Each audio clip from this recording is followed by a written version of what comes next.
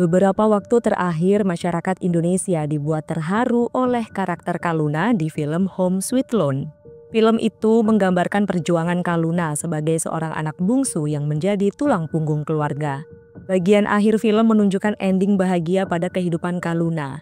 Lantas, bagaimana dengan kehidupan Elisa Siti Mulyani yang juga anak bungsu dan menjadi tulang punggung keluarga?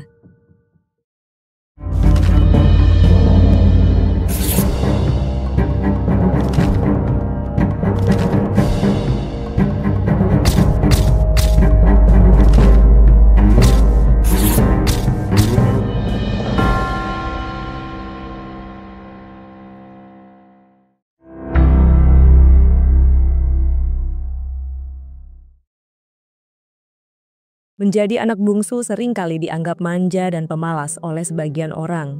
Namun, anggapan itu tidak berlaku bagi Elisa alias Cica. Gadis asal Pandeglang ini merupakan sosok berusia 22 tahun yang memiliki paras menawan. Pada tanggal 27 Maret 2000, gadis yang akrab dipanggil Cica dilahirkan sebagai anak bungsu dari 6 bersaudara. Sang ayah merupakan waketum bidang organisasi kaderisasi keanggotaan Kadin yang bernama Tubagus Hadi Mulyana. Elisa dan keluarganya tinggal di sebuah rumah sederhana di Kelurahan Saruni, Kecamatan Majasari, Pandeglang.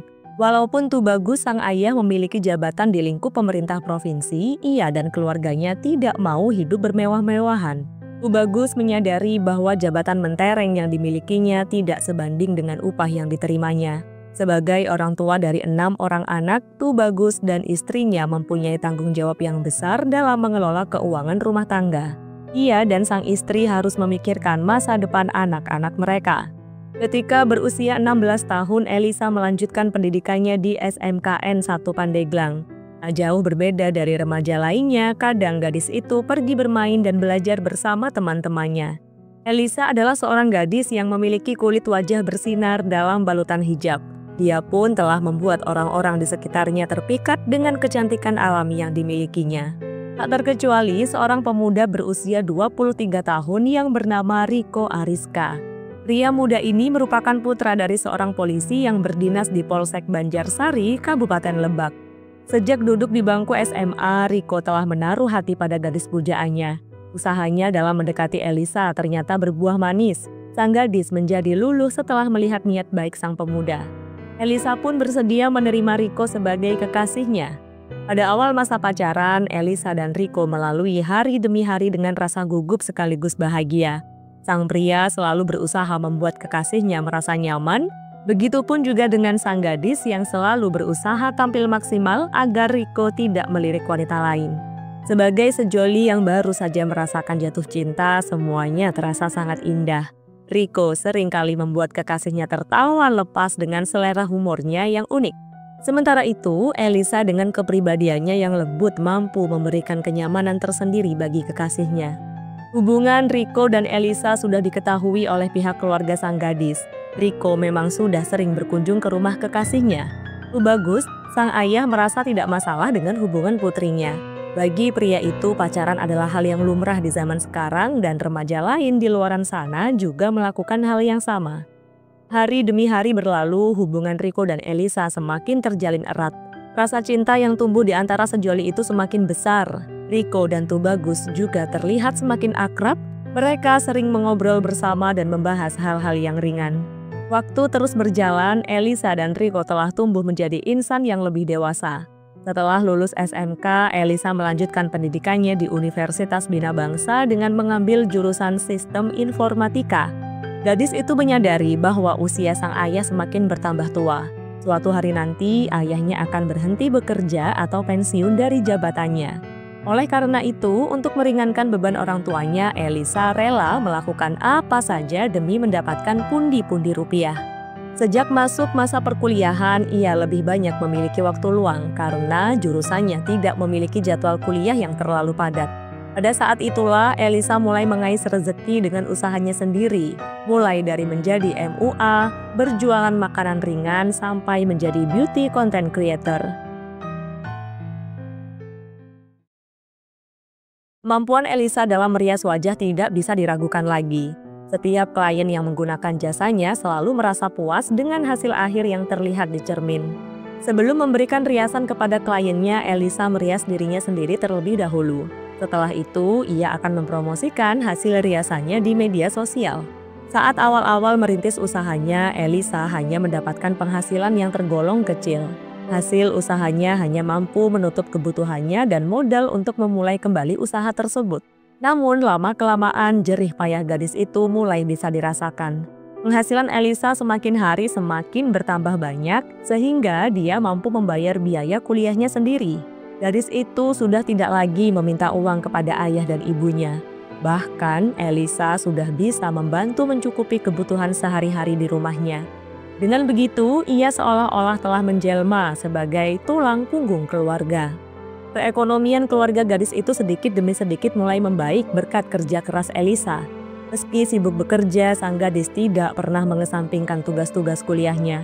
Proses belajarnya tidak pernah terganggu dan Elisa juga masih bisa mengikuti perkuliahan dengan sangat baik. Selain bekerja dan belajar, ternyata gadis itu juga aktif di dalam kegiatan kemahasiswaan.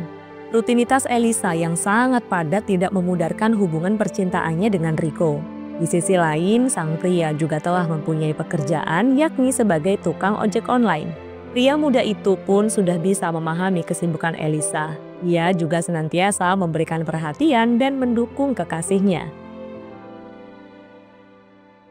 Di akhir masa perkuliahan, Elisa mencoba mencari peruntungan yang lain. Ia bekerja sebagai seorang mitra untuk Badan Pusat Statistik Kabupaten Pandeglang. Elisa memulai pekerjaan barunya di awal tahun 2023. Ia bekerja sejak pukul 2 siang sampai pukul 10 malam. Sebagai mitra perusahaan, gadis itu hanya bekerja dalam periode waktu tertentu. Rico pun selalu mendukung segala sesuatu yang menjadi keputusan Elisa. Ia juga memberikan banyak perhatian untuk gadis pujaannya tersebut. Di lingkungan kerjanya, sang gadis berhasil merebut hati semua orang dalam waktu yang singkat. Beberapa rekan kerjanya sangat senang bekerja sama dengan Elisa, lebih-lebih pembawaan gadis itu sangat menyenangkan. Bahkan, seorang rekan kerja yang bernama Faiz selalu terkesan dengan Elisa. Menurutnya, gadis itu sangat baik, ulet dalam bekerja, dan bisa mencairkan suasana. Dibandingkan dengan karyawan baru lainnya, Elisa terhitung cepat beradaptasi dan tekun dalam mengerjakan tugas-tugasnya. Kehadiran gadis itu di kantornya selalu dinanti-nantikan oleh rekan-rekannya. Di sisi lain, hubungan Elisa dan Rico sudah berlangsung selama 5 tahun. Entah mengapa, hubungan mereka harus kandas di tengah jalan. Tidak diketahui secara pasti apa alasan keduanya mengakhiri hubungan yang sudah terjalin sejak lama. Meski begitu, Rico terlihat masih terus berusaha mengejar-ngejar Elisa. Pada tanggal 7 Februari 2023, pemuda itu sempat memberikan hadiah ulang tahun kepada sang gadis. Kemudian keesokan harinya pada tanggal 8 Februari 2023, Rico menemui Tubagus. Pemuda itu bermaksud meminta bantuan kepada pria itu agar hubungannya dengan Elisa bisa terjalin kembali. Di momen ini, Tubagus berkata, "Nanti diobrolkan dulu dengan Elisa, karena Bapak tidak tahu permasalahannya." Sementara itu, Elisa masih bekerja dan biasanya gadis itu pulang larut malam. Selama berada di kantor, sang gadis sempat berkeluh kesah dengan teman prianya yang bernama Medi Humaidi. Dalam keluh kesahnya, Elisa mengatakan kalau ia sudah capek. Selain itu, Elisa juga sempat mengatakan bahwa besok adalah hari terakhirnya karena kontrak kerjanya sudah berakhir. Dalam perjalanan dari kantor BPS menuju ke rumah, Elisa mengendarai sepeda motornya dengan nyaman. Namun, tiba-tiba saja, seorang pria menyuruhnya berhenti di tengah jalan. Ternyata pria itu adalah Rico yang sedang dalam perjalanan pulang ke rumahnya. Sang pria mengaku baru saja selesai menyetrum ikan di Sungai Balapunah yang terletak di dekat Stadion Badak. Rico yang melihat mantan kekasihnya dari kejauhan segera mengejar sepeda motor milik Elisa dengan kecepatan tinggi. Kemudian pria itu memaksa sang gadis untuk segera menepi dan turun dari motornya. Mereka pun terlibat adu mulut karena Rico merasa cemburu kepada mantannya. Ini sang pria meyakini tentang Elisa yang sudah memiliki pacar baru. Rico menganggap bahwa mantannya suka berkata bohong. Ia pun merasa sakit hati dengan sikap Elisa. Di malam itu, Rico sangat emosi dan tidak bisa mengendalikan amarahnya. Ia pun tega melakukan tindakan buruk kepada sang mantan. Si pria nekat menceher Elisa dari arah belakang. Gadis itu pun merasakan kesakitan. Elisa sempat melakukan perlawanan. Ia membela diri dengan menggigit tangan Rico hingga cengkramannya bisa terlepas. Namun amarah Riko semakin memuncak hingga ia tega menyeret Elisa ke semak-semak. Gadis itu pun menjadi sangat lemah dan tidak berdaya. Elisa juga sudah tidak mampu melawan sikap kasar yang ditunjukkan oleh Riko. Secara kebetulan terdapat sebuah kloset jongkok yang sudah rusak di tepi tebing di dekat semak-semak. Tanpa pikir dua kali, Riko yang telah kehilangan kendali segera mengambil benda itu. Ia lalu menghantarkan kloset itu ke tubuh Elisa hingga gadis itu kehilangan nyawa. Di tempat yang berbeda, Medi dan rekan-rekannya mendapat informasi bahwa Elisa belum tiba di rumahnya. Pria itu pun bersaksi, Infonya Elisa belum pulang ke rumahnya. Soalnya teman-teman yang lain juga nanyain, kok bisa Elisa belum sampai rumah? tak lama kemudian pada pukul 10 malam, tubuh Elisa ditemukan oleh seorang warga di pinggir jalan di dekat SMK Muhammadiyah Pandeglang. Hal ini dikonfirmasi oleh seorang warga yang bernama Sakban. Pria itu pun berkata, Dia memang beneran ada penemuan tubuh wanita di pinggir SMK Muhammadiyah. seketika itu juga warga setempat menjadi gempar dengan penemuan tubuh misterius itu. Mereka pun segera menuju ke kantor polisi terdekat untuk melapor. Kapolsek Pandeglang yang bernama AKP Osman Sigalingging menerima informasi dari warga pada pukul 11 malam. Sang polisi bersama timnya segera meluncur ke lokasi penemuan untuk melakukan olah TKP.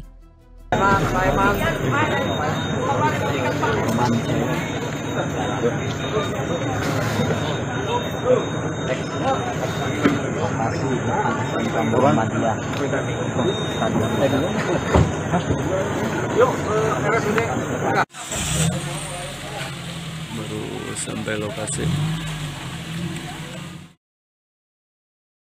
1 jam kemudian, Satreskrim Polres Pandeglang berhasil menangkap Riko di kediamannya, yakni di Kampung Cipacung. Sementara itu, tubuh sang gadis telah diserahkan kepada pihak RSUD Berkah untuk diotopsi. Hari semakin gelap, Tubagus tak kunjung mendapat kabar dari Elisa. Ia pun semakin merasa gelisah, hati dan pikirannya menjadi tidak tenang. Sampai pada akhirnya kabar buruk tentang Elisa didengar oleh sang ayah. Betapa hancurnya hati Tubagus dan istrinya, serta kelima saudara kandung korban setelah mengetahui Elisa yang telah tiada. Pihak keluarga korban merasa sangat kecewa saat mengetahui Riko sebagai pelakunya. Mereka pun menduga bahwa pria muda itu memang sudah berencana untuk menghabisi Elisa. Keluarga besar korban lalu meminta polisi agar kasus ini bisa diusut secara transparan. Mereka juga berharap motif Riko dapat segera diungkap oleh pihak kepolisian. Pada tanggal 10 Februari 2023, Kasat Reskrim Polres Pandeglang, yakni AKP Silton mengungkapkan hasil otopsi. Sang polisi menyampaikan bahwa terdapat luka serius di bagian leher Elisa. Luka itu diakibatkan oleh hantaman benda tumpul. Selain itu, dokter forensik menyatakan bahwa penyebab Elisa meregang nyawa yakni karena luka tubuh korban.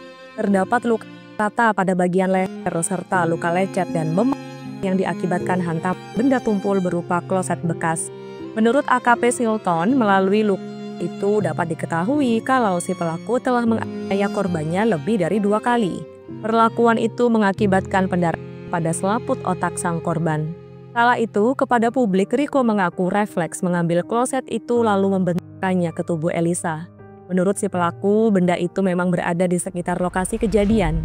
Kemudian Riko mengungkapkan motifnya saat melakukan aksi penghilangan nyawa. Pria itu pun berkata, Saya merasa sangat sakit hati karena saya sudah dibohongi dan dihianati.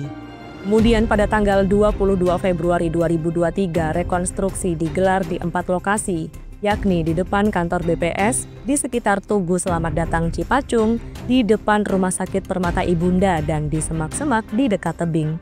Total 30 adegan telah diperagakan oleh Riko, mulai dari membuntuti korban sampai aksi peregangan nyawa. Seorang perempuan berhijab menjadi pemeran pengganti sebagai Elisa dalam proses rekonstruksi ini. Sedangkan pada adegan peregangan nyawa, Elisa digantikan oleh sebuah manekin. Pada awal proses rekonstruksi, adegan yang diperagakan Riko adalah duduk di kursi tempat pangkas rambut di pertigaan Cipacung. Pemuda itu menunggu Elisa pulang dari kantor. Setelah melihat sang korban, Riko membuntuti dan mencegat gadis itu. Polisi pun sampai harus menutup jalan raya Pandeglang Labuan ketika rekonstruksi digelar di lokasi ini. Dalam adegan ke-10, Riko sempat berbicara dengan Elisa. Ia bertanya dengan setengah membentak, Kenapa kamu bohong? Setelah itu, pelaku mengajak korban menuju ke lokasi peregangan nyawa. Rico lalu memperagakan adegan saat mencekik Elisa. Setelah itu, pemuda tersebut meminta sang gadis. Selanjutnya, Rico mendorong gadis itu ke pinggir jalan hingga ia pun ikut terjatuh ke semak-semak bersama Elisa. Setelah itu, barulah si pelaku mengambil korbannya dengan kloset jongkok. Ternyata waktu itu ada seorang warga yang sempat mendengar cekcok di antara mereka berdua. Sang warga inilah yang kemudian menjadi saksi kunci. Kala itu, warga tersebut segera memberitahu warga yang lainnya. Ia juga telah bersedia mengungkapkan kesaksiannya di kantor polisi. Dalam rekonstruksi juga terungkap kalau Rico sempat kabur setelah diteriaki oleh para warga. Pada momen ini, si pelaku sedang mengambil tas berisi laptop dan HP milik Elisa. Rico pun berhasil kabur membawa barang curiannya. Dari arah belakang, beberapa warga juga sempat mengendarai sepeda motor milik Elisa untuk mengejar Rico.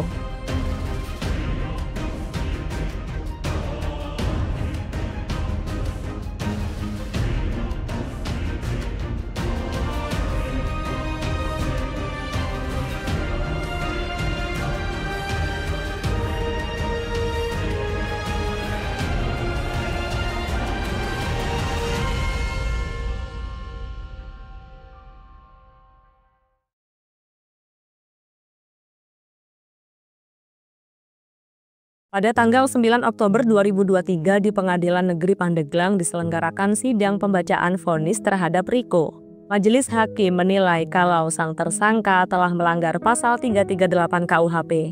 Atas hal itu, Majelis Hakim menjatuhkan pidana penjara selama 15 tahun terhadap Rico. Salah satu kakak Elisa yang bernama Asep Anton mengaku sangat kecewa dengan keputusan Majelis Hakim. Saat itu, tangis ibu korban pecah ketika majelis hakim membacakan amar putusan. Sang ibu merasa tidak kuat mendengar amar putusan yang dibacakan oleh majelis hakim. Asep pun menilai bahwa hukuman itu tentunya sangat kurang jika dibanding dengan apa yang telah dilakukan sang tersangka. Kemudian pada tanggal 16 Oktober 2023, Kasintel Kejari Pandeglang yang bernama Wildan mengungkapkan bahwa JPU dari Kejari Pandeglang telah mengajukan permohonan banding. Wildan lalu menjelaskan bahwa banding itu diambil karena pasal yang ditetapkan majelis hakim berbeda dengan keinginan jaksa penuntut umum. Saat itu majelis hakim menerapkan pasal 338 KUHP, sementara JPU menggugat dengan pasal 340 KUHP.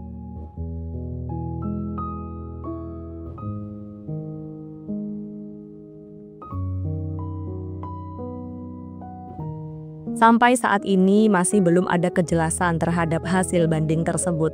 Pihak keluarga korban sangat berharap kepada penegak keadilan agar bersikap seadil-adilnya. Saya Mei, sampai jumpa dalam kasus berikutnya.